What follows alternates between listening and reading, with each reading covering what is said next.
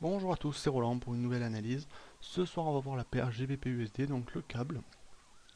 Alors voici donc le graphe en journalier ici. Euh, Globalement on a eu une... bon, on va passer sur du weekly en fait, histoire de retrouver un petit peu les choses un petit peu plus long terme. Voilà. Ici on a une vision bien plus globale et plus intéressante visiblement. Donc si on fait un petit peu l'événement, enfin l'histoire, on a eu une très forte phase de baisse ici, sur la période 2007-2008. Et ensuite, bien, on a eu une zone de range en triangle finalement, triangle ascendant surtout, on peut le constater ici. Voilà. Donc cette figure donc est constituée d'une résistance horizontale, bien que là on puisse aussi tracer une résistance oblique si on le souhaite, mais dans le cadre de cette analyse ça sert pas à grand chose. Ça voudrait seulement dire qu'on aurait un triangle symétrique au lieu d'avoir un triangle euh, ascendant. Après, tout dépend de savoir si on considère le nombre de plus haut ou le plus haut maximal. Pour moi, la zone la plus intéressante, c'est cette zone-là, c'est-à-dire là où passe le plus de plus haut, plus que le niveau de plus haut exact qui est ici, en fait, où j'ai tracé. Donc, finalement, je serais plutôt pour un triangle ascendant comme ceci. Mais ça n'a pas grande importance. Ce qui est important, c'est la droite. Pardon, je vais tracer un peu mieux ça. Voilà, faut pas chercher à faire un tracé moyen, il faut prendre faut pas essayer de faire correspondre les points comme je l'ai fait là, hein. C'est pas une bonne initiative. Donc on est un triangle ascendant pour lequel on a touché, on a fait deux fois des rebonds sous la résistance et sur le support, ici, euh, ici, enfin des rebonds, on en a fait un sur chaque, mais on a deux points disons, de part et d'autre. Donc on a fait des rebonds sur ces deux niveaux. Et actuellement les cours se dirigent visiblement vers le support horizontal, oblique ici. Euh, donc en toute logique, dans la dynamique actuelle, dans le fond actuel des choses, euh, pour l'instant, je serais plutôt d'avis baissier jusqu'à ce niveau de support, globalement. Euh, Ensuite, ben, on a aussi ce niveau de support horizontal ici, marqué par les plus bas, très fort ici, hein, qui pourrait jouer aussi le support. Mais jusqu'à ces niveaux, moi je vais rester baissier honnêtement. Je pense que c'est le plus viable, mais après en termes de stratégie, là dans ce cas-là, il n'y a pas grand-chose à en tirer évidemment. Mais jusqu'à, disons, à peu près 1.531, je vais rester baissier. Donc on va passer sur le daily pour regarder à plus court terme, pour faire une analyse un petit peu plus fine. Pardon, voilà, j'efface un petit peu ce que j'ai écrit. Donc sur le journalier, voilà. Alors on a nos fameuses configurations ici tracées. Alors sur le daily, on a ce niveau de support ici qu'on remarque, hein, à 1.53.1 à peu près. C'est vraiment le niveau fondamental de la zone. Cette zone ici, on a tellement de plus bas, on en a 3. Euh, je pense que bon, les cours sont pas loin de les toucher, hein, on n'est pas très loin. Là on est juste on est aux portes, hein, c'est pas loin du tout. Je pense qu'on va atteindre ce niveau, peut-être le dépasser, peut-être pas, mais je pense qu'on va y arriver. Donc, bon, évidemment, là, c'est pas très risqué pour moi, hein. Il y a peut-être quelques centaines de pips avant de l'atteindre. Euh, donc, quelques centaines, peut-être quelques dizaines entre les deux parties ici. Enfin, je sais pas, pas calculer, ça sert à rien. Euh, on n'est pas très loin. Je pense qu'on va continuer jusqu'à ce niveau dans la mesure où euh, on y est déjà allé plusieurs fois. C'est un niveau de support, et entre les deux, on n'a pas grand chose qui fait que si les cours doivent trouver un niveau, je pense que ça sera celui-là finalement. S'ils doivent trouver un niveau de support pour rebondir, euh, les acheteurs attendront celui-ci plus qu'un autre avant, quoi, puisque là, entre les deux, à la limite, on a le dernier plus bas, le court terme ici, qui peut, qui peut repousser les cours, mais j'aurais plutôt tendance à croire que les cours iraient un petit peu plus bas pour aller chercher un support plus sûr finalement, un support avec plus d'assurance, alors que celui-ci ici n'est pas terrible.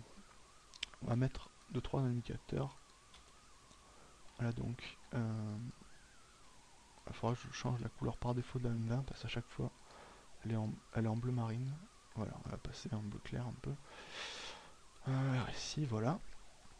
Donc sur notre moyenne mobile 20 ici, on remarque qu'on a eu une forte zone de résistance à ce niveau-là, avec des tentatives un petit peu, hein. Il y a eu plusieurs tests, notamment dans la première attaque, comme on le constate sur cette zone. Alors je vais zoomer un peu parce que sinon, pas être forcément visible.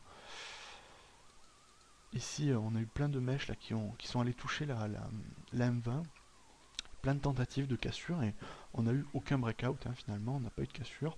Ensuite, ça a un petit peu accéléré à la hausse derrière sur cette zone-là, mais ça a corrigé la baisse et ça a accéléré à la baisse sur les derniers jours. Évidemment, on a des petits effets fondamentaux, histoire avec le sommet européen. Il y a pas mal de choses qui se passent. Le veto anglais et autres qui impactent plus ou moins directement les cours finalement. On a des impacts macro, disons, enfin disons plutôt news que macro, mais euh, qui jouent un rôle là-dedans. Après, pour moi, en termes d'analyse technique, sur la paire, actuellement, je pense qu'on a une configuration de retournement, puisque, comme on a dû l'évoquer dans d'autres vidéos avant, lorsque j'avais dû repérer cette zone, on avait quand même ici, voilà, un biseau haussier, une cassure très claire à ce niveau-là, vous voyez, un pullback, une accélération baissière jusqu'au dernier plus bas, euh, un repli haussier ici, une vague de correction, et une nouvelle accélération baissière. Donc pour moi, on est parti, je pense, pour un cycle de retournement. Peut-être qu'il ne durera pas plus que ça, peut-être qu'il va rebondir sur ce support horizontal, ce qui me semble très probable, ou sur ce support horizontal ici, ou oblique ici. Mais je pense que par défaut, si on n'a pas de signe de rebond sur ce support, si on en a un évidemment, auquel cas là on peut à mon avis rentrer en attaque à l'achat sur la paire, puisque là on aura vraiment un niveau de support très intéressant sur lequel on pourra trader. Par contre si on le casse, là je serai vraiment très très baissier. Si on passe en dessous de ces 1,53,1 à peu près, là je serai vraiment très baissier pour une grosse zone, puisque là on va sortir d'une forme de... C'est peut-être un peu grossier, mais on a une forme d'épaule, tête-épaule, je dirais. Ici, ici et ici. Donc globalement une zone de range importante, pour lequel on aurait des objectifs assez effroyables de sortie. Donc si le cas échéant on casse par le bas, on devrait avoir globalement beaucoup de trading possible. C'est pas impossible, hein, je pense, parce que comme on dit souvent, hein, 1, 2, 3 breakout, là on a déjà touché 3 fois le support. Pourquoi pas, ça pourrait casser, surtout on a des pressions baissières qui sont très fortes en ce moment, euh, et des tendances haussières qui sont très timides. Donc je pense que il y a des chances que ça casse, disons. C'est très subjectif, hein, là je vous donne pas, là c'est pas véritablement c'est pas objectif, hein, je vous donne pas un élément.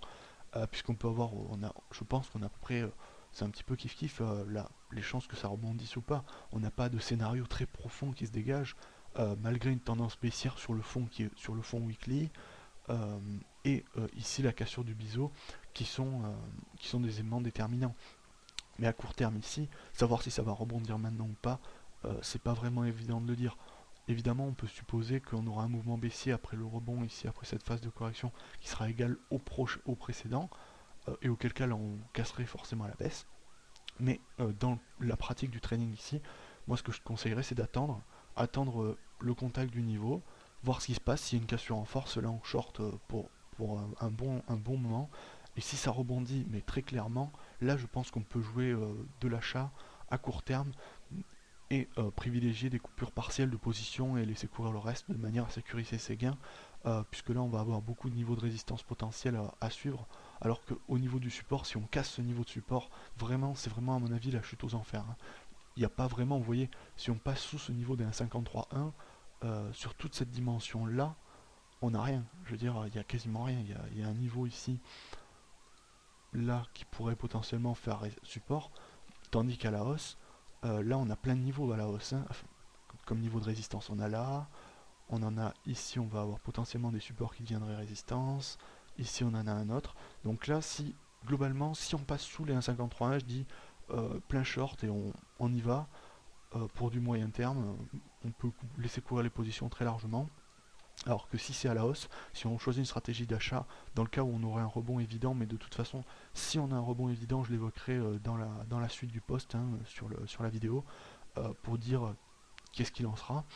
là je pense qu'on peut privilégier une stratégie d'achat, mais avec des précautions à prendre tout au fil du temps en préparant des coupures partielles de position. Voilà, j'espère que cette vidéo vous aura plu, et sur ce je vous dis à bientôt.